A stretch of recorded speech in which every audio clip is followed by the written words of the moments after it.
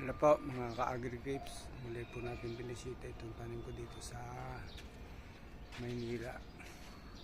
At nagtinig po ako, nagbukas po ako ng mga ilang sanga dahil po hindi naman makakatulong.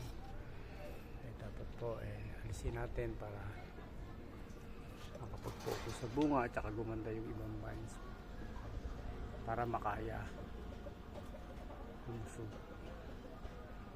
ating mga fruiting cane. Okay.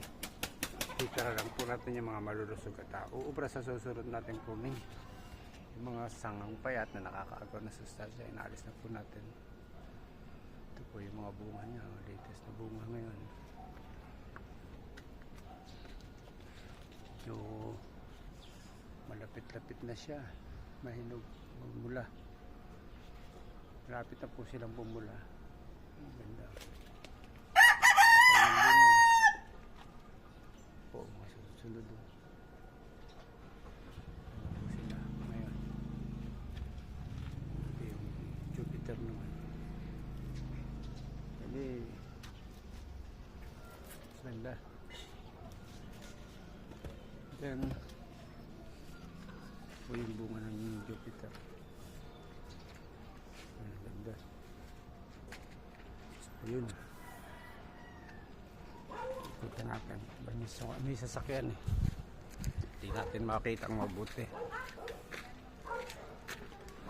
Ayan po sila. Tapos ito,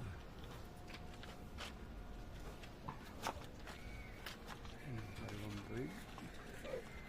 Ito pa. Tapos siya. Ayan.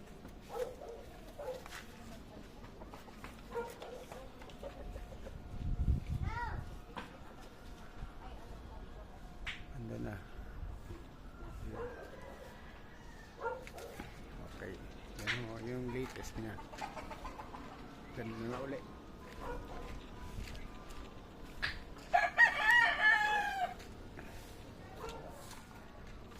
Ganda na. Dami. Okay. Tapos yan.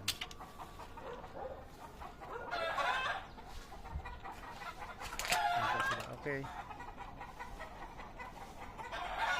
Meron akong mga hindi namunga dahil nag-cut back ako. So, ganda.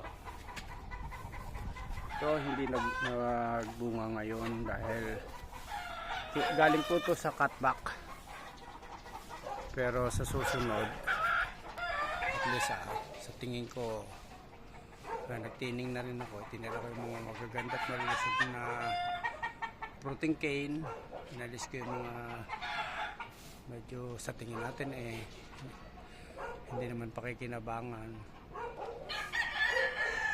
kakaagaw lang ng nutrients. So tinanggal ko na at itinara ko yung malulusog para ready siya sa susunod na pamumunga.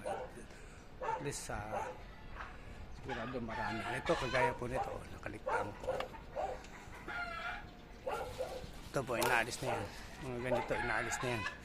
Tira natin yun para wala na siyang kaagaw. Para sa susunod na pumunga, sila yung pag-pruning natin, sila yung magbibigay ng bunga. Ayan. Yan, at least kita nyo naman, lulusog na ng protein ganyan. Mga itinira ko.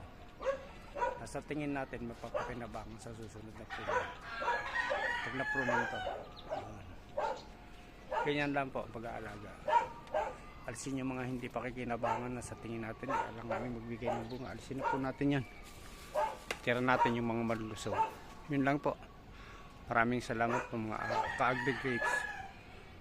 Okay, bye-bye na po. Sa susunod uli update ko kayo. Bye-bye. Salamat. Thank you. God bless po sa lahat.